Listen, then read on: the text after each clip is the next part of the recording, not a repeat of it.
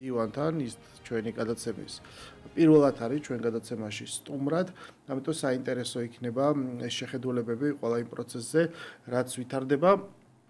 პრაქტიკულად უკვე ერთ-ორ დღეში 6 თვე შესრულდება მას შემდეგ, რაც გაიმართა საპარლამენტო არჩევნები და ქართულმა ოცნებამ პრაქტიკულად ჩაატარა ძალიან ისეთი ფუნდამენტური მანამდე არჩევნებისში გამარჯვებამდე ფუნდამენტური საარჩევნო კამპანია.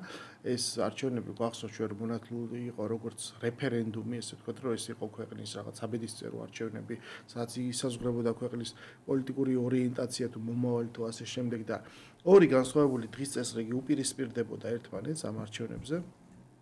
ერთის მხრივ, სწორედ იმიტომ რომ რეგიონში მთლიანად არის რუსეთის მიერ დაწყებული ომის შემდეგ ვითარება შეცვლილი ქართულმა ოცნებამ ფოკუსში მოაქცია ომისა და მშვიდობის ეს თქვა დიქოტომია. მეორეს მხრივ კი ოპოზიციამ პრაქტიკულად მთელი ფსონი ჩამოვიდა სწორედ ყველა პრობლემა თუ ყველა საკითხი გვერდზე გადადო და საგარეო ორიენტაციის საკითხზე თქვა რომ ეხლა წყდება აქ ჩვენ ევროპაში მივდივართ თუ რუსეთში. და ამ არჩევნებს მოუწიათ აი ამ ორ განსხვავებულ დღის წესრიგს შორის არჩევანის გაკეთება და უმრავლესობამ მოიპოვა ქართულმა ოცნებამ თავისი, ესე ვთქვათ, პოზიციით და შეხედულებით თუ ის როგორ წარმოიდგენს ქვეყნის განვითარებას. ძალიან ნიშანდობლივი იყო არა მხოლოდ შიდა პოლიტიკურ ველზე ბრძოლა, არამედ ხარისხი უცხოური გავლენის პირდაპირ საელჩოების მხრიდან უცხო ქვეყნის ლიდერების მხრიდან, რომ მათი მონაწილეობის ხარისხი ქართულ პოლიტიკაში, როგორადაც ისინი იყვნენ ჩართულები და შემდგომ უკვე არჩევნების შემდეგ შედეგების გამოცხადებიდანვე ყისიერად და შედეგები ძალიან მალე გამოცხადა ახალი საარჩევნო ტექნოლოგიების მეშვეობით, რომელიც ოპოზიცია 26 ოქტომბრის 8 საათამდე იწონებდა და შემდგომ შეწყვიტა. და დაიწყო ძიება რაღაც ჩამდგენელ თახში შავი კატის თუ როგორ მოხდა რომ მათ წააგეს. შემდგომ დაიწყო უკვე ახალი ციკლი 6 თვიანი, რომელიც მოვიდა დღევანდელ დღემდე და დღეს ჩვენ ვხედავთ უკვე რა ვითარება და ამაზე ვილაპარაკებთ სწორედ გადაცემაში. აქედან დაახლოებით ალბათ 6 თვე იქნება თუ 5 თვე დარჩენილი შემდეგ ახალ ადგილობრივ არჩევნებამდე. გიორგი, აი შენ როგორ მე ძალიან მოკლედ გავავლე ტრაექტორია ბოლო დაახლოებით 1 წელიწადში გავითარებული მოვლენების და აი შენი გადმოსახედიდან როგორ ხედავ ვითარებას დღეს? მოგესალმებით, გიიღოცავთ აღდგომას დაგვიანებით. ლუცავ მაყურებელს. მართლაც ეს ბოლო წელი იყო საბედისწერო თუ არა ძალიან მნიშვნელოვანი საქართველოს უახლეს ისტორიაში და ჩვენ არჩევნებამდეც და უკვე არჩევნების შემდეგაც აი ამ პერიოდში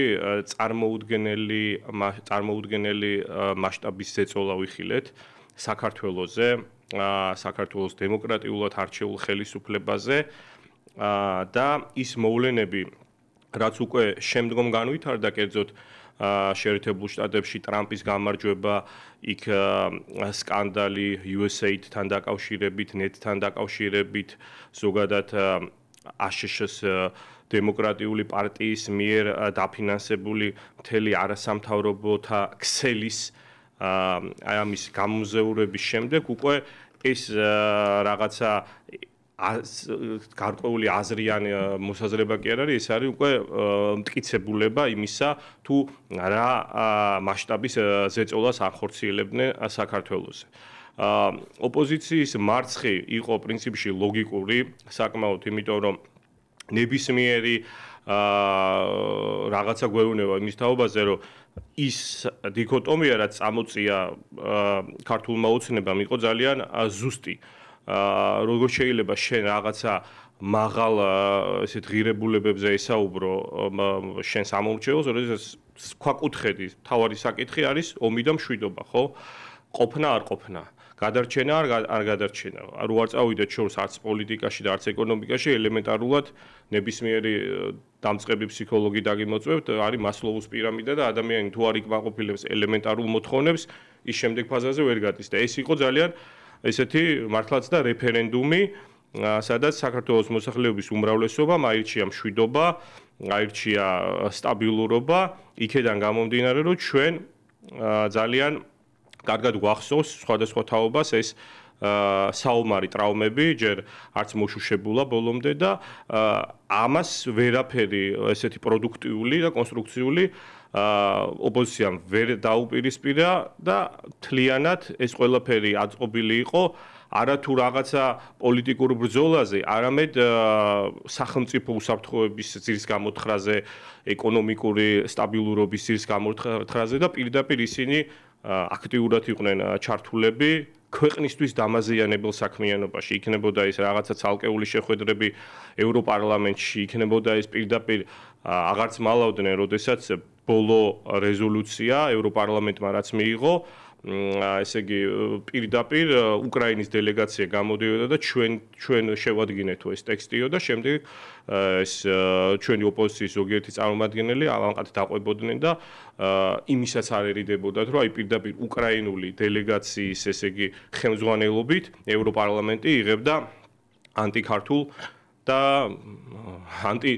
რა ვიცი მე რა დავარქვა მაგას რეზოლუციებს. თან მე რამდენი შემთხვევა იყო უკვე მეოთხე ესეთი შემთხვევა იყო ევროპარლამენტის მხრიდან მიღებულ რეზოლუციაზე, როდესაც პირდაპირ თხოვდნენ საქართველოს ეკონომიკური ურთიერთობის შეწყვეტას რუსეთთან, პირდაპირ მოიხსენიებდნენ სააკაშვილს პოლიტპატიმრად, როცა იმავე სტრასბურგის სასამართლომ ეს უარყოდა ყველაფერში, ასე ვთქვათ, გაამართლა საქართველოს ხელისუფლების და ამ შემთხვევაში მისი ციხეში ყოფნა მიიჩნია კანონიერად და არანაირი პოლიტპატიმრის სტატუსი სტრასბურგის სასამართლომ მას არ მიანიჭა და შესაბამისად თან აი ეს ყველაფერი ხდებოდა ფაქტიურად გლობალური კრიზისის, ეკონომიკური და პოლიტიკური კრიზისის პირობებში, როდესაც რაღაცა ძველი მსოფლიო წესრიგი წარსულობას ვარდება და თვალს ვადევნებთ რაღაცა ახალი მსოფლიო წესრიგის ფორმირებას და ეხაც ამ პროცესში ვართ და აი ამის გათვალისწინებით მით უმეტეს, ხო, ოპოზიციას უკვე რეალობაზე ქონდა დაკარგული პულსი, იმიტომ რომ ვერათ ვიცნობიერებდა იმას, რომ აი ეს რაც ის 20-30 წლის განმავლობაში რა ილუზიების თვითონ შეიქმნეს საბჭოთა კავშირის დაშლის შემდეგ ეს ყველაფერი აი ესე წარსულს ბარდება და შეიძლება ხვდებიან კიდევაც და არც უნდათ დაჯერება, მაგრამ საქართველოს მოსახლეობის უმრავლესობამ საკმაოდ ნათლად გაათვითცნობიერა ის რისკები და საფრთხეები, რის წინაშეც იდგა ქვეყანა და შესაბამისად მიიღო ადეკვატური გადაწყვეტილება ჩემი აზრით. ამას დაუპირისპირდა ერთადერთი რაც მახსოვს, ამას დაუპირისპირდა რიტორიკა ეგეთი რომ იცი რუსეთი ერთის მხრივ, აი რუსეთთან კი აღარ ყავს და არის დასუსტებული. საქართველოს ომის საფრთხე არ ემუქრება, რუსეთს ჯერ ესეთიც რომ თავი არა აქვს როცა ქვეყანას დაესხას და მეორეს მხრივ რაღაც აღარ ჭირდება თქვა ქვეყანაში აქ ომი და ამიტომ ეს არის გამოგონილი საფრთხე. ეს მოწოდებები და ეს რაღაცა მაგალითები ხდებოდა იმ ფონზე, როდესაც აი დასავლეთის და რუსეთის დაპირისპირება მიმდინარეობს უკრაინის ფრონტზე. და დღეს ყველას უკვირს, იმიტომ რომ დღეს ეს ნარატივი შეცვლილია მითი, რომ ეხლა რაც ხდება ეს დათმობა, ხო? ეს დასავლეთის მარცხის ბრალი კი არ არის, ეს არის დონალდ ტრამპის ბრალი. თუმცა ამ ბრალშიც სიღრმისეული ანალიზი არ ხდება, რომ თუ ამ კაცმა შეიცვალა პოზიცია, ან მიდგომა, არა მარტო პერსონალური, არამედ სახელმწიფოებრივი მიდგომა, რატო აკეთებს ამას? რაღაცა მიზეზები ხო უნდა იყოს ამხსნელი. ყოველ შემთხვევაში ეს დამაჯერებელ პასუხს თავიანთ აუდიტორიას ისინი ვერ სცემენ და შესაბამისად მთელი ეს დაპირისპირება დღეს ისევ გადის რწმენების ესე ვთქვათ ხაზზე, რომ აი ჯერა და გვინდა. ჩვენ გვინდა რომ ყველაფერი იყოს ესე, რომ აი რუსეთი არის მტერი, რუსეთი არის აგრესორი, შესაბამისად ის უნდა დამარცხეს. ანუ წინააღმდეგობა აქ მოვიდა იმაში და მაშინ დაიწყო, როდესაც მათი რაღაც კოგნიტიური დისონანსი იწვევს ის, რომ მათ სამყაროსეულ წარმოდგენაში, სადაც კეთილი ყოველთვის იმარჯვებს ბოროტზე, ესე არ ხდება, ხდება პირიქით. და პირველ ეტაპზე ყველანაირ ადამიანი ეწინააღმდეგება ამ სურათის მიღებას, შესაბამისად თავისი რაღაცა სოფხედულობის გადაფასებას, რომ გონის სამყარო სხვანაირად არის აღწერილი და ცდილობს იპოვოს გამამართლებელი საფუძვლები იმისათვის, რომ შეინარჩუნოს ის სურათი, რაც მას აწრეულების განმავლობაში პრინციპში ჩამოუყალიბდა. მე ჩემი აზრით, იგივე პროცესს ვადევნებთ ახლა ევროპის შემთხვევაში. ჩვენ ვხედავთ, რომ აი ახლა პრაქტიკულად პიცკზეა, ასე ვთქვათ, მისული ეს მოლაპარაკებები ომის დამთავრებასთან დაკავშირებით ნებისმიერ მომენტში შეიძლება ითქვას, რომ თქვა რაღაცა ზათარი დოკუმენტი ხელმოსაწერად, ან ითქვას, რომ ვერ მიიღწა შეთანხმება და ჩავარდეს და ამერიკა იმუქრება, რომ ამ პროცესთან მთლიანად გავა როგორც მოლაპარაკებებიდან, გავა ასევე ომიდან. და სწორედ შეიძლება ეს დაარქვას დონალდ ტრამპმა თავის ქვეყანაში, რომ მე ომი დავამთავრე, ამერიკა ამ ომში, ეს ამერიკის ომი აღარ არის. და რჩება ევროპა, რომლისთვისაც აი ბევრი ნიშანი აქვს სტატიებს თუ გულდასმით ადამიანი წაიკითხავს სტრიქონებს შორის ჩანს, რომ მას არ სურს აი ამ შედეგით იმ გამოჟონილი ინფორმაციით და ჩვენ შეგვიძლია დაახლოებით მივხვდეთ შეთანხმების მოლაპარაკების მაგიდაზე რა წინადადებები დევს და მხარეებს რაზე უწევთ დათმობაზე წასვლა, მაგრამ აი ეს მონახაზიც კი ევროპისთვის არასასურველია, იმიტომ რომ ეს ნიშნავს შეცვლილი პარადიგმის გაფორმებას, რომ სამყარო სხვანაირია, რომ არსებობს რაღაცა ინტერესები, რომ რაღაცა რუსეთი დაბრუნდა, როგორც ესე ვთქვათ, დიდი მსხვილი მოთამაშე, რომ მას შეკუმშვის შემდეგ იწყებს თავისი გავლენის სფეროს გაფართოებას და აი ამ კონტექსტში თუ ადამიანი უყურებს, ბუნებრივად ხვდება, რომ საქართველო აი ამ რაღაცა რადიაციულ ველში მოქცეულია და მართებს მეტი სიფრთხილე ვიდრე აქამდე, ხო? შენი აზრით ეს პროცესი დღეს რა კავშირში არის? აი როგორ შეიძლება პარალელის გავლება, იმიტომ რომ პირდაპირ პარალელს ვხედავ, აი ამ ორ პროცესს შორის ჩვენ ქვეყანის შიგნით რა მიდის და პრაქტიკულად ეს არის გამოძახილი ამ ჩვენ რეგიონალური მოვლენის და ძვრის. შენ როგორ ხედავ აი ამ ურთიერთკავშირს? საინტერესო ანალიზია.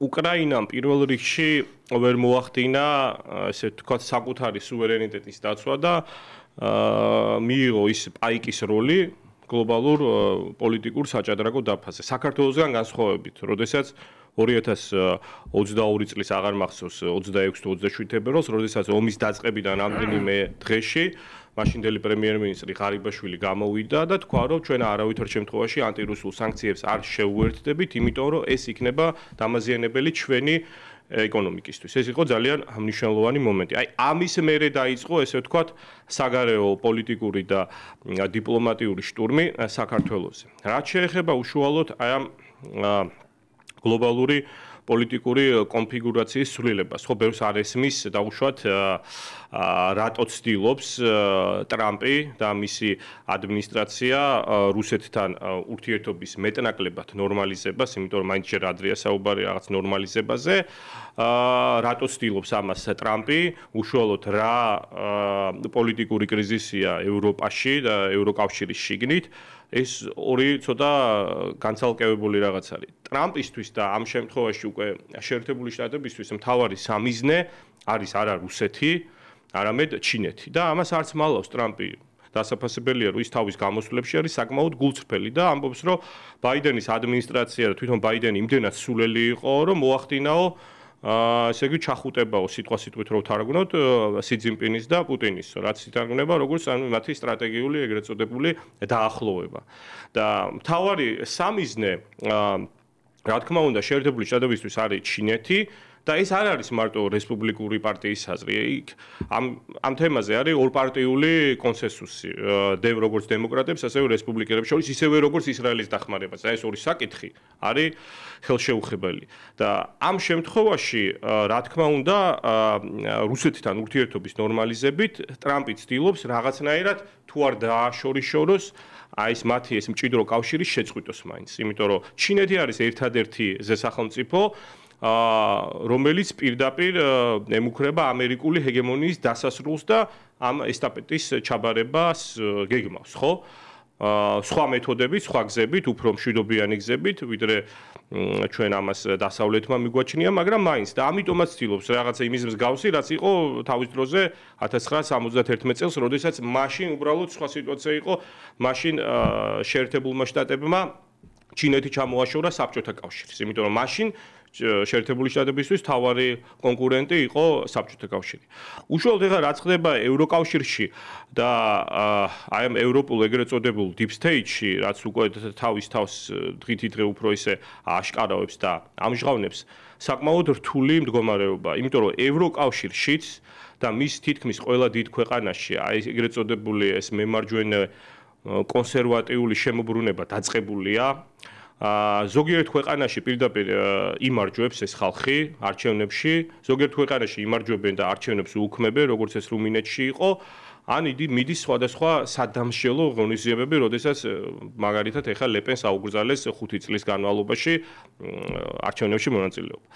ანუ ევროკავშირშიც რეალურად დაწყებულია ეს გამოღვიძების პროცესი. უბრალოდ ბევრი ანალიტიკოსი აღნიშნავს ამას და მეც ვეთანხმები, რომ ერთი ციკლით ჩამორჩება ევროპული გამოღვიძება ამერიკულს. ანუ იქაც ადრე თუ გვიან ეგრეთ წოდებული ტრამპიზმი ყველა ქვეყანაში გაიმარჯვებს. ეს არის უბრალოდ დროის საკითხი. ხო, იგივე ხა ბრიტანეთში ფარაჯის პარტია ლიდერობს, საფრანგეთში ლეპენი ლიდერობს, უკვე ბოლო გამოკითხვებით გერმანიაში AfD-ს უსწრებს რეიტინგით მერცს, რომელმაც ფაქტობრივად მთელი თავისი ამორჩეველი და ელექტორატი გადააგდო და მოატყუა დაპირებების რაღაცა ძირითადი დაპირებები შემოდო თავზე და პირდაპირ იმის საწინააღმდეგოდ მოქმედებს. იქ ჰოლანდიაში, ბელგიაში ზოგადად ისეთი ხალხი აქვს. მოკლედ ეს პროცესი ძალიან ესეთი ფრაგმენტულია ევროკავშირში. ევროკავშირის ეს ჩინოვნიკები, რომლებიც რეალურად არიან არა არჩეული დემოკრატიულად, ხო, ხალხის მიერ, არამედ დანიშნული, ვინ არის ყველაზე მეტი ძალაუფლება ფორმალური გააჩნია ევროკავშირში ევროკომისიის პრეზიდენტს. ეს ევროკომისიის პრეზიდენტი ხალხის მიერ არ ირჩევა, ეს არის პირდაპირ დანიშნული უშუალოდ ჩინოვნიკი. და აი ეს კაია კალასი, ურსულა ფონ დერ ლაიენი და ეს მათი ასე ვთქვათ ეს დანიშნული ევროკომისარები აი მაქსიმალურად ცდილობენ აი ამის გახანგრძლივებას, მაგრამ ხანდახან უკვე თავისთვისაც რაღაც ურთიერთგამომრიცხავ გადაწყვეტილებებს იღებენ, ხო? რაღაცას დაუშვათ რუსულ პროდუქციას აკრძალავენ, მაგრამ თხევადი გაზის რაღაცა იმპორტს ზრდიან, იმიტომ რომ აღარ იციან, იქედან ტრამპი ემუქრება სატარიფო პოლიტიკით, გამოუვალ მდგომარეობაში ჩაიგდეს თავი, საკუთარი აი არათანმიმდევრულობის გამო და დიდი ცვლილებების მოლოდინშია ევროპაც რეალურად. ანუ არსებობს ტერმინი კოლექტიური დასავლეთი. ეს კოლექტიური დასავლეთი დაიშალა.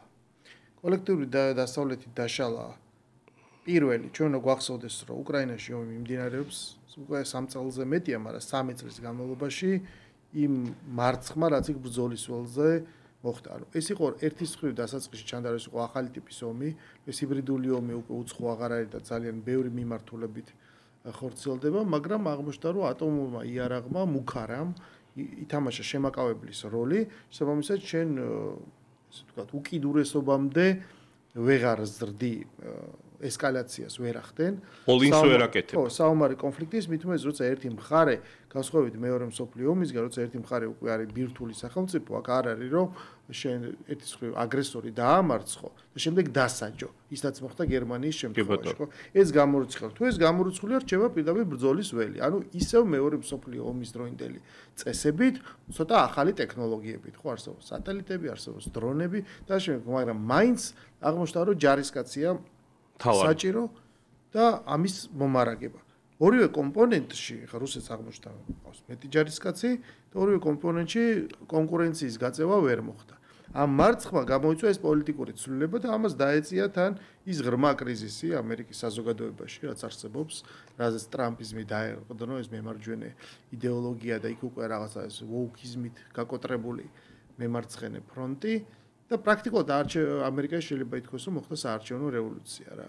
და ახალი ადმინისტრაციისთვის მნიშვნელოვანია თავისი ელექტორალური ბაზის გამყარება, შორს მიმავალი სავაჭრო და ეკონომიკური მიზნების განხორციელება განსაკუთრებით ჩინეთთან კონკურენციაში და ეს რაღაც უფრო ფუკუიამასტური კონფლიქტი, თუ შეიძლება ითქვას, რომელიც ამ ცივილიზაციის ღირებულებებზე გადიოდა, ესე ვთქვათ, ხო, რომ სამყარო უნდა იყოს ეს დასავლური წესრიგის მიხედვით მოწყობილი და რომლის გამოძახელია კონფლიქტი უკრაინაში, ეს პრაქტიკულად ესე სრულდება. იცი რა, მიუხედავად იმისა, რომ ეხლა ჩვენ რასაც ვლაპარაკობთ პრინციპში და რომელიც ეფუძნება აი მონაცემებს, რაც დღეს სოფლიოში ხდება, აი ამ მოვლენების ანალიზი.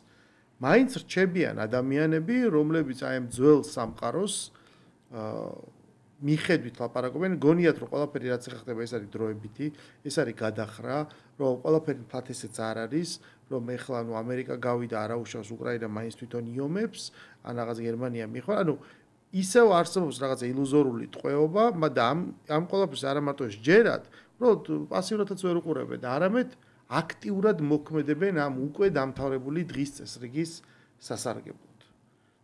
ეს რა ვიცი, ხა უამრავი პარალელის გავლება შეიძლება, რა შეიძლება ეს გავდეს, ხო, უკვე დამარცხებულ რაღაცა ომში, რომ სხვადასხვა მეთაურები ბრძოლებს სადღაც მართავენ, ხო? აი ეხლა ბოლო დროს გუშინ რუსეთის ტელევიზიას პრანკერებმა დაურეკეს ალმე ზურაბიშვილს უჩენ ანუაშვილს კიდე ვიღაცას მგონი და სადაც ისინი ალაპარაკეს აი ამ თავენ ძალის ხმევაზე რა რომ როგორ ისინი იბრძვიან და როგორ მზად არიან ნებისმიერი ალიანსისთვის ვინც დაეხმარება მათ ამ ბრძოლაში. შენი აზრით აი დღეს ეს ქართული ოპოზიცია რომელიც შედგება პოლიტიკური პარტიებისგან ნაციონალური მოძრაობის წიაღში რაღაც გამოჩეკილი პარტიებისგან და მეორეს მხრივ აი ამ სამოქალაქო საზოგადოებისგან ეგრეთ წოდებული, რომლებიც აი ამ რაღაცა NGO სექტორი რამდენიმე 10 წლეული არის ამ ნიშნის ქვეშ ეს არის გაჩენილი ეს სივრცე რას აკეთებენ დღეს? ანუ რას ითხოვენ, რა არის მათი გეგმა ან მომავალი და არის თუ არა ეს რაღაც მათივე კრიზისი და რა მომავალი შეიძლება მათ ჰქონდეთ?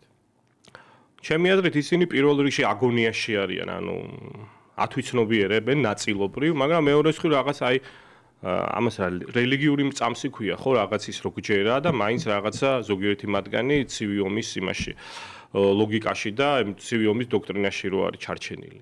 ეხლა უშუალოდ ამ ფაქტიურად ოპოზიციის 80% არის ნაციონალური მოძრაობიდან წამოსული, ხო, იქ გინდაც ეს პირველი გირჩი, გინდაც ვაშაძე, ყველა ამ პარტიიდან არის კიდე ეს მეორე გირჩიც და შედარებით ძალიან გახარიაც, მაგრამ ამათაც შეგვიძლია დავარქვათ კოლექტიური ნაცმოძრაობა.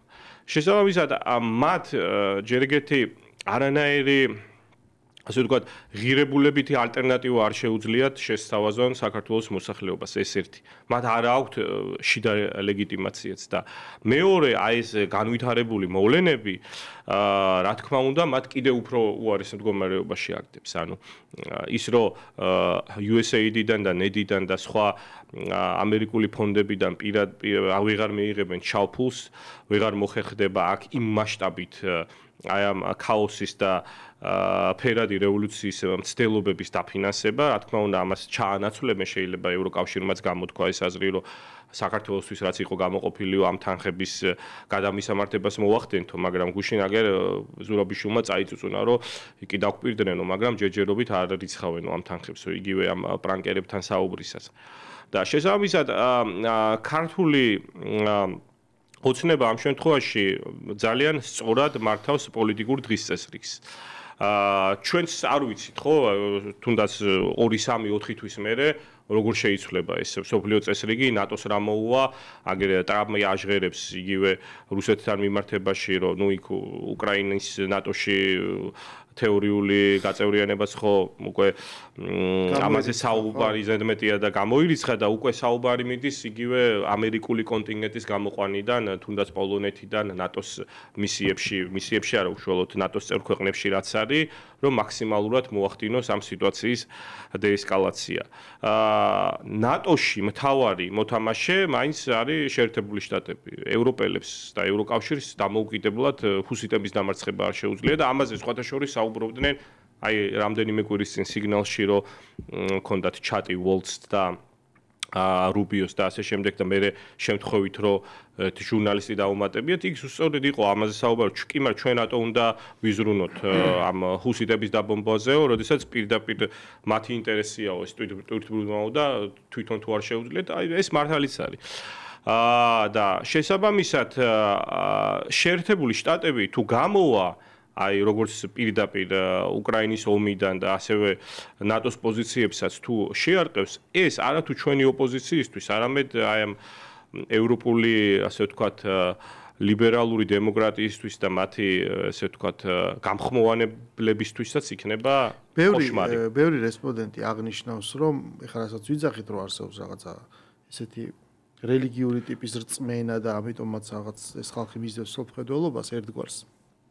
თუნდაც წარსული რაც არ უნდა ჩვენ უძახოთ, მაინც იძახია რომ იცი რა ეგრეც არ არის საქმე რა. სინამდვილეში ჩვენ ვლაპარაკობთ რაღაცა ისეთ კლასტერზე, ესე ვთქვათ, რომლებიც არ დაიჯეროთ პირდაპირ ექვემდებარებიან უცხოურ გავლენას, რასაც უკარნახებენ, საბოლოო ჯამში იმას აკეთებენ. დღეს ვინაიდან არის შუალედური პერიოდი, ანუ უფრო დიდი საკითხები არის გასარკვევი იმისათვის, რომ საქართველოს რაღაც კონტექსტში მოექცეს, რატო გაჩნდა მეორე ფრონტის იდეა, ხო, როცა დაიწყო უკრაინაში ომი, საქართველოს მიეცა ფუნქცია, ხო, რაღაც რუსული, ამას სხვათა შორის მე ერთხელ უსმინე თავის რუსთაველის მოედანზე, აი რაღაც თავიანთი სამხედროები რო ყავთ რა, იმათ რაღაც ლექცია მოაწყვეს, ღია ცისქვეს, იცოვეში იდნენ და რაღაცებს ლაპარაკობდნენ, ნუ შოკის მომგვრელი იყო რაც ისინი ლაპარაკობდნენ. მათ შორის ლაპარაკობდნენ იმასაც, რომ კი, რა თქმა უნდა, რუსეთს მოუწევს აქ 60,000 ჯარისკაცის ჩამოყვანა და საიდანვე ჩამოიყენოს აბა 60,000 ჯარისკაცი რო არ აყავს. რომ ანუ ერთის მხრივ ძახდნენ, რომ საქართველოს ომი არ ემუქრება და მეორეს მხრივ რუსეთს ამ ყველაფრის თავი არ აქვს და თან ომი იმიტომაც არ ემუქრება, რომ სიამოვნებაში საქართველოს ძალიან პატარა არის და უცებ დამარცხდება და თუ უცებ დამარცხდება, რა თუნდა ეს. მაგრამ თვითონვე ახსენებდნენ, რომ აქ დაჭირდება რესურსის გამოთავისუფლება, ხო? ამ ტიპის ლოგიკამ ისიც მიდიოდნენ, მაგრამ რა თქმა უნდა დასკვნა შემდეგ სრულიად სხვაგვარი ქონდათ ხოლმე რა. ამ ფონზე, როდესაც საქართველოს დღეს ელოდება იმ დიდ გადაწყვეტილებებს და ეს პირველ რიგში არის უკრაინის ომის რაღაც შედეგი ერთგვარი, არ არის ახალი სტრატეგია განსაზღვრული. ამიტომ გრძელდება ყველაფერი ინერციით. თუკი USAID-ის დაფინანსება შეწყდა, ეხლა ნუ რაღაცა უნდა მისცე იმისათვის, რომ აი ეს რაღაც აგენტურა, რაც არსებობს, რომელიც მოქმედებს ამ შეთანხმებული კოორდინირებული დღის წესრიგით, მათ გააგრძელონ ფუნქციონირება, ვიდრე ჩამოვა რაღაცა ახალი ინსტრუქციები.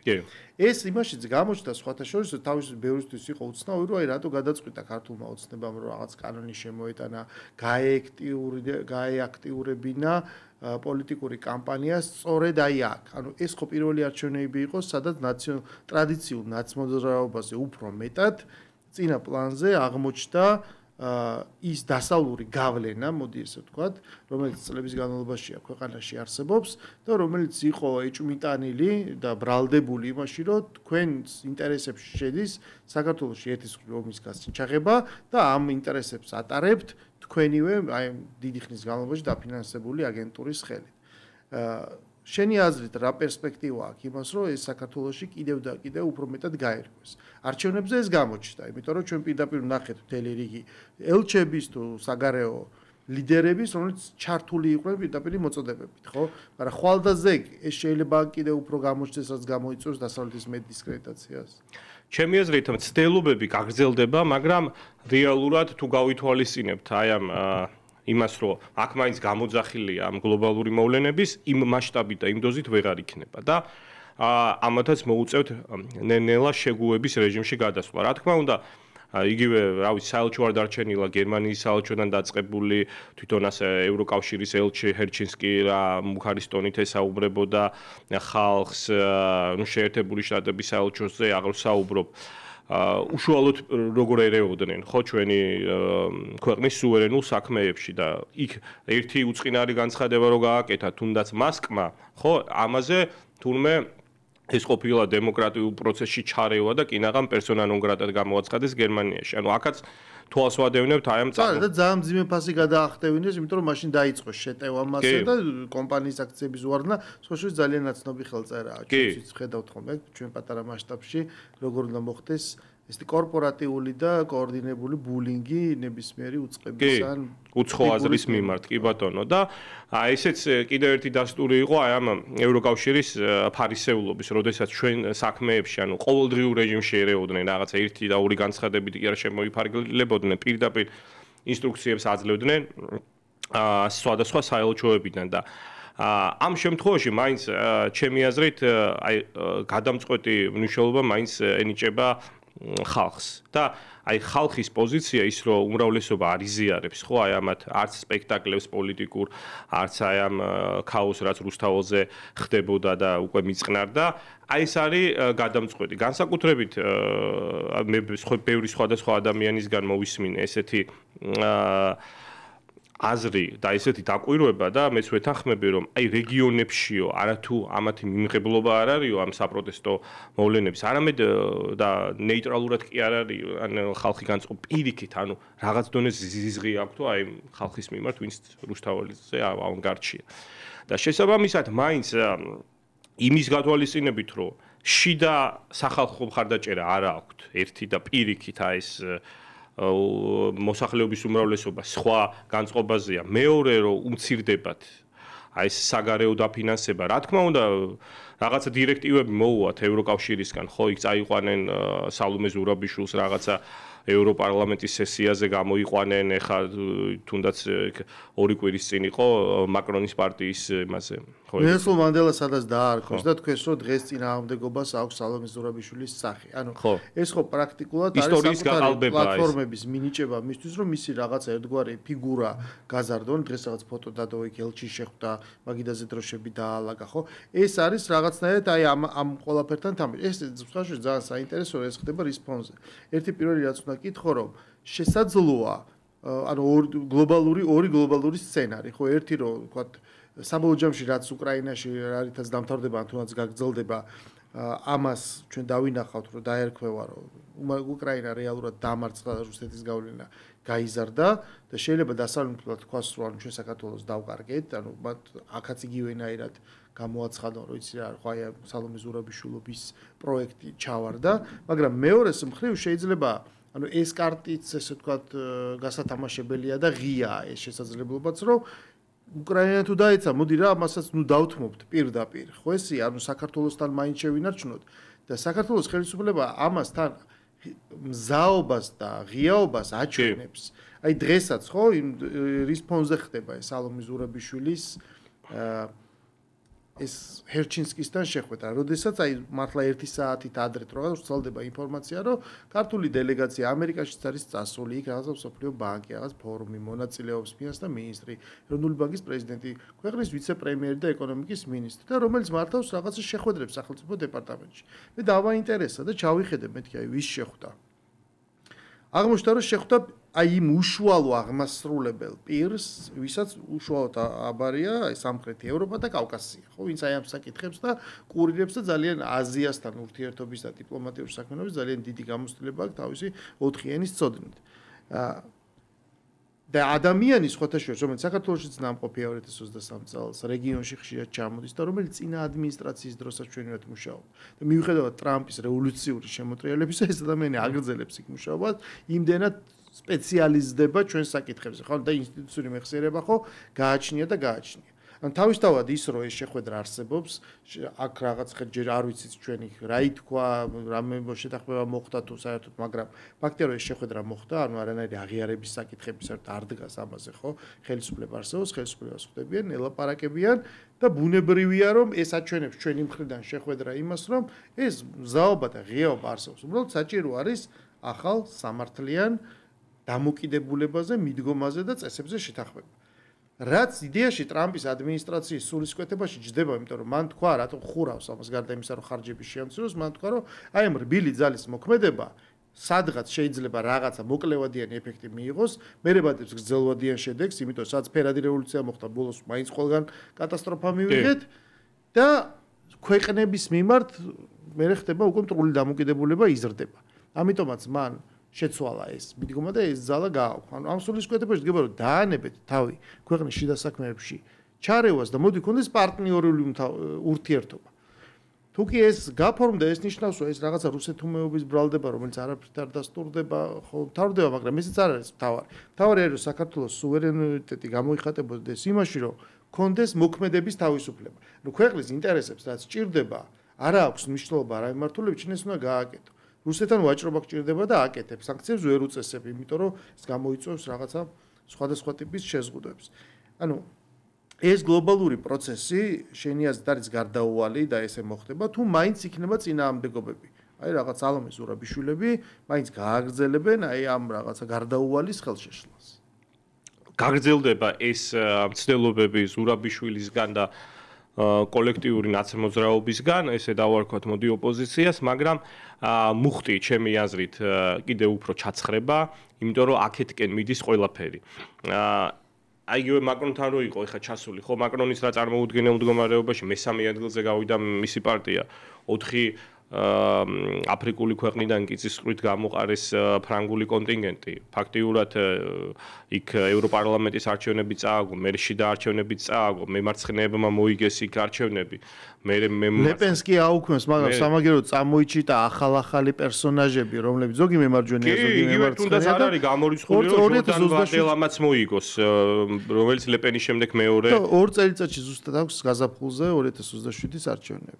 და დაამთავრა მან თავის და იმდენად დიდი ყევის წინაშე ვართ ჩვენ შეიძლება კიდევ ბოლომდე ვერ ვათვიცნობიერებდეთ რა აი მაგალითად თეორიულად კი არა პრაქტიკულადაც უნდა დავუშვათ რომ აი 5 წლის შემდეგ გერმანიაში დავუშვათ იმარჯვებს AfD და საფრანგეთში 2 წლის მერეა საპრეზიდენტო არჩევნები ან ლეპენი რაღაცნაირად გაასაჩივრებს და მოასწრებს ან ლეპენმა თუ ვერ მოასწრო ჯორდან ბარტელა ერთ-ერთმა მათგანმა მაინც რო დატოვოს ევროკავშირი იქ უკვე არ ვიცი რა დაიწყება, არა, იმიტომ რომ დიდი brიტანეთის Brexit-ის მერე საფრანგეთი გერმანიის ალიანსზე კავშირზე დგას დღეს როგორც თავიდან შეიქმნა, ყველაფერი დანარჩენი ამის გარეშე არ არსებობს და მაშინ თუ დაიშალა ევროკავშირი, მივიღებთ მე-19 საუკუნის როკას რაღაც პატარ-პატარა ალიანსებს და საქართველოს ხელისუფლებას რაც შეეხება, ძალიან კარგად ათვიცნობიერებს იმას, რომ აი ჩვენ ახლა უკვე მულტიპოლარულ სამყაროში გადავდივართ და შესაბამისად ყველასთან მზად უნდა ვიყოთ რაღაც კონსტრუქციული ურთიერთობისთვის, მათ შორის ევროკავშირთანაც ყველასთან და მაგრამ ეს არ უნდა მოხდეს რაღაცა ჩვენი ინტერესების დათმობის ხარჯზე. ანუ ჩვენ არ უნდა გამოგვიყენონ, ხო? როგორც გამოიყენეს, მოდი ვთქვათ ესე, პირდაპირ უკრაინა. იქაც უკრაინის ხელისუფლების დამსახურებაც იყო, მათ შორის რომ ესე გამოაყენებინა თავი და როგორ რადიკალურად შეცვალა თავისი message box-ი ხო ზელენსკიმ რას ამბობდა პრეზიდენტი სანამ გახდებოდა საპრეზიდენტო კამპანიისას და რას ამბობს ახლა. მაგრამ აი საქართველოს ძალიან კარგად აჩვენა და აი თუნდაც პატარა უნგრეთი ხო, რომელიც არ არის რაღაცა ეკონომიკურად და პოლიტიკურად ძალიან დიდი ქვეყანა, მაგრამ აი ორბანის აი ეს საგარეო პოლიტიკა და აი ეს პირდაპირ აი ეს კურსი დამოუკიდებლობაზე, სუვერენიტეტზე, თუნდაც სლოვაკეთი ხო კიდევ უფრო პატარა ქვეყანა, აი რაღაცა აჩვენებს, რომ არის მესამე გზა, რომელიც დაფუძნებულია ასე ვთქვათ, თანამშრომლობაზე, მშვიდობაზე და რამდენადაც წარმოუდგენელი არ უნდა იყოს, ხო, აი ამ პატარა ქვეყნებისთვის რაღაცა საკუთარი დამოუკიდებელი კურსის წარმართვაზე. მეტნაკლებად აქაც რა თქმა უნდა რაღაც დოზით იქნება შეზღუდვები, მაგრამ ნუ აი მე ამის მცდელობა და ეს ეხა რაც ჩვენთან ხდება, ჩვენთვის მით უმეტეს ძალიან მნიშვნელოვანია, რომ ფაქტიურად საბჭოთა კავშირის დაშლის შემდეგ ავიცი უკვე 30 წელზე მეტი გავიდა, ეს არის აი პირველი ესე დიდი გამოღვიძება, ხო, აი რაღაცა მივდიოდით და რაღაც ზალა მოვიკრიბეთ და გამოვიღვიძეთ და შესაბამისად აი ვცდილობთ, რომ აი ეს ჩვენი რაღაცა გაყვალული გზა იქნება ეს რაღაცა ეკონომიკური ზრდა, უფრო საყოველთაო გახდეს და ეს ტემპი შევინახოთ. ჩვენ დავინახეთ რაღაცა რისკი, რომ შეიძლება ის 30 წლიანი მცდელობა დამოუკიდებლობის დასავლური ინტეგრაციის შეიძლება ყველაფერი უცებ წყალში ჩაყრილიყო მომენტში. რამდენიმე დღეში. ანუ იცი რა არის, აი მსმენელს უნდა ესმოდეს ხშირად პროპაგანდა იმ რაღაცა ინჯეოს სექტორის, ამას ეხის, რომ იცი რა არის, სიტუაცია არის მარტივი, რუსეთი არის აგრესორი, ის შეიჭრა უკრაინაში, უკრაინა არის მსხვერპლი, მორჩა და ცალსახად უნდა იყოს იმ მხარეს. ანუ ისინი არ იხსენებენ იმ თელ ფაზებს, რაც ამას ინუძღოდა. პირველ რიგში და მე მინდა რომ არგუმენტი ქონდეს ყოველას ესმოდეს რომ თუ რაღაც დასავლეთის ამ შემთხვევაში ჩვენ ვერ ვახსენებთ მართლა მსხვერპლ უკრაინას არამედ დასავლეთის ბრალი რამეში არის, მაგრამ ესმოდეს რომ თელ ამ ომს ქონდა ფაზები. ეს იყო ომის დაწყებამდე 24 თებერვალამდე ფაზა, მაგალითად შეგვიძლია ჩვენ ავიღოთ ეს 2023 წლის 17 დეკემბერი, როდესაც ოფიციალურ ულტიმატუმს აგზავნის რუსეთის შტატებთან პრეზიდენტი კი და იმ დაწერილ რაღაცა დოკუმენტის დრაფტსაც რომ მაშინ ამას ხელი მოვაწეროთ რომ თქვენ ამას უკრაინას ნატოს წევრად არ აღიარებთ და უკრაინას არა არც ეს პოსტსაბჭოთა ქვეყანას, რომ მან ჩვენც უგულისხმობთ. ამ ულტიმატუმში ჩვენც მოვიაზრებთ. ტანკები არის მიყენებული საზღვარზე, აგრესიის საფრთხე არსებობს რეალურად და მიდის აი ეს სოფლიოში ტორტმანი რა ქნან, როგორ ქნან ასე შემდეგ და რაღაც მომენტში, რა კი ეს რაღაც შედეგი არ გამოდის უკვე რამდენი თვის 2 თვის განმავლობაში, რუსეთი იჭრება უკრაინის ტერიტორიაზე და ამას ეძახის რომ მაიძულეს რომ ეს ომი უკრაინა თავს იცავს და ის თავდასხმელს იგერიებს. ჩვენ ვიცით, გვახსოვს თავიდან რა მიზნები იყო გაცხადებული, ეს მიზნები ვერ შეცვლოდა. არანაირი კიევის აღება არ მომხდარა, გარკვეული ნაწილებიდან უკან მოუწია რუსეთს დახევა და ასე შემდეგ. მაგრამ შემდეგ იწყება სტამბოლის მოლაპარაკებები, შემდეგ იწყება რაღაცა პირველი შანსი რჩება, რომ იქნება ეს კონფლიქტი ბორის ჯონსონის საბოტაჟი, რაღაცა ჩავაცხროთ და აქ უკვე ეს უკვე სხვა ფაზა. ანუ ერთი არის თავდასხმის მოგერიება და ქვეყანა მოიგერია ეს თავდასხმა ნამდვილად და მეორე არის უკვე აი რასაც ქვია ომის დაწყება, გადაწყვეტილების მიღება, რომ არა, მე ხა ვაგრძელებ რაღაცა ომს და მივდივარ რაღაც სხვაგან. ერთი არის ეს შეგვიძლია პირდაპირ პარალელი გავავლოთ 2008 წელს. ერთი არის ზაფხულში კონფლიქტის დაძაბვა, აი კონფლიქტური კერების სროლები, დაბომბვა ასე შემდეგ და მეორე არის გადაწყვეტილების მიღება და მე ღამე განცხადება, რომ იცი მე ხა საკონსტიტუციო წესრიგი უნდა აღვადგინო და გავიდე იქ აქვე საზღვრებზე, ხო? რაც ჩვენ გვახსოვს. ამაში დავმარცხდით. აგრესორი შეიძლება იყოს რუსეთი, მაგრამ შენ იღებ გადაწყვეტილებას, რომ სად რა როგორ წარმართო ეს კონფლიქტი და აქ მართალ არამართალზე არ არის. გამარჯვებასა და დამარცხებაზეა და შემდეგ ვიღებ სწორედ აი ამ სურათს, ხო ესია, რომ აი როგორ არის სამყარო მოცემული. დღეს ამას უფრო ბევრად დიდ მასშტაბში ხედავთ ჩვენ რაც ხდება უკრაინაში, მაგრამ გვახსოვს 2008 წლის გაკვეთილი ჩვენივე თავზე ნაცნევი და ხედავთ იქ რა ხდება იმ ხელაში. ხა ამ პატარა ქვეყანაში ხო წარმოგიდგენთ. ამიტომ ეროვნული ინტერესად დღეს იქცა, რომ ხვალდაზე რომ შეიძლება კიდე უარესი მოვლენები განვითარდეს, იმიტომ რომ ის მემარჯვენეების მოსვლა ნიშნავს მილიტარიზმის ზრდასაც მეორეს ხო რა. აი დამარცხებული როლი არა, იცი დამარცხებული როლი მე არავის არ მოწონს. მეორე მსოფლიო ომიც იყო პირველი მსოფლიოს გამოძახი. მე ვლაპარაკობ 10 წლიან, 15 და ყველაფერს, მაგრამ 10 წლიან, 15 წლიან პერსპექტივაზე ვიძახი და საქართველოს როგორც პატარა ქვეყნის ინტერესი არის, რომ ის არ უნდა მან უნდა შეინარჩუნოს სახელმწიფოებრიობა, სუვერენიტეტი და ის არ უნდა გაიჭრილოს ამავე დროს. ანუ უნდა ვიპოვოთ ოქროს შუალედი.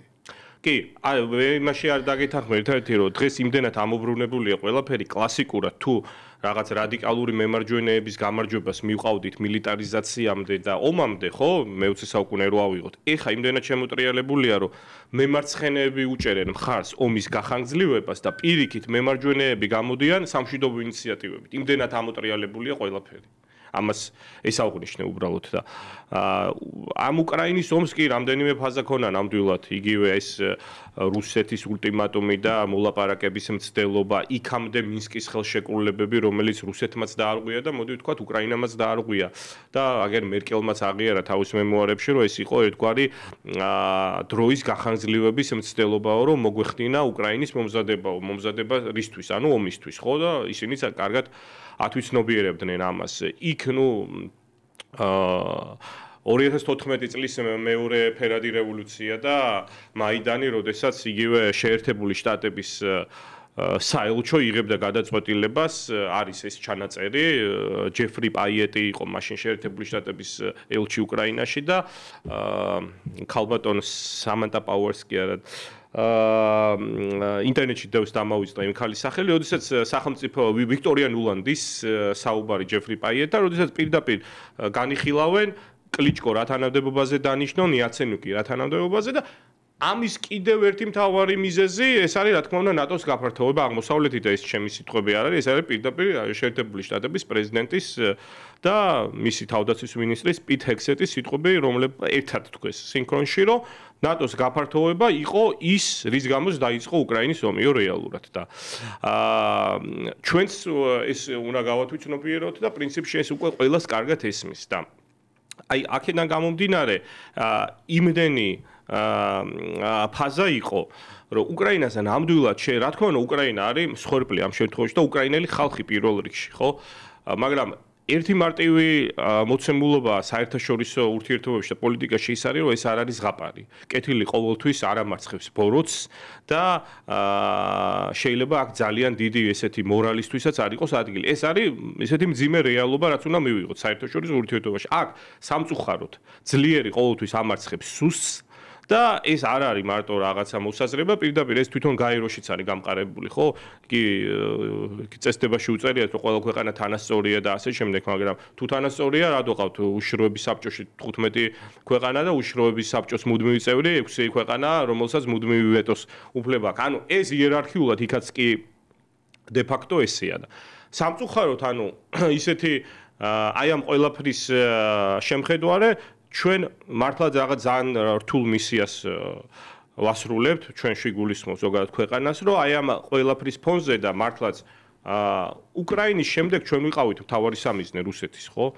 შეიძლება უფრო მეტი სამიზნეც ყოფილი, იმიტომ რომ უკრაინელი ერი ბევრად ახლოა რუსებისთვის 10 მილიონი ადამიანია უკრაინაში, რომელსაც უშუალო რუსეთში უშუალო უახლოესი ნათესავი ყავს უკრაინაში, იქნება ეს დაანცება და ასე შემდეგ და შესაბამისად ჩვენ რომ აი ესეთი სამიზნე ვიყავით და რაღაცა დავაღწიეთ ამას თავი და რაღაცა ეკონომიკაც ალბათ თუ კარგად იზრდება წლიური 10%-ით და მშვიდობა არის და მშვიდობა აი ეს არ ესმის კიდე ბევრს ანუ მოსახლეობას გულისხმობ პირველ რიგში ოპოზიციას რომ მშვიდობა აქ არის ნამდვილად აქტივი ჩვენთან და ეხლა ჩვენ შვეიცარიის მოქალაქეები რო ვიყოთ ხო ან თუნდაც კანადის რომელთაც შეიძლება 200 წელი ომი ნანახი არა აქვს საკუთარი თვალებით მათთვის მშვიდობა ცოტა აბსტრაქტული რაღაცაა და მშვიდობა ისედაც იგულისხმება ხო მათ ოფაში და ასე შემდეგ ჩვენთვის მშვიდობა არის ნამდვილად არა გარდა იმისა რომ ქონია ბევრი ომი ეს გაძლევს შენ გამოცდილებას იმიტომ რომ არის ძალიან მარტივი რამ აქ ხდება ხალხის დამუნათება ისტორიაზე აგდება რომ როგორ ჩვენ ხო მეომარი ხალხი ვართ აბა როგორ შეიძლება მტერდა დაუწვა და რომანტიზება იმისი გაწყვეტის სიკვდილის სისხლის და რაც თავარია ის რაც ჩვენ ისტორიაში ფასდება ეს არის გამარჯვებული ბრძოლა და ერთი რაც არის ყოველთვის გაკიცხვის ღირსი ეს არის უგუნურება.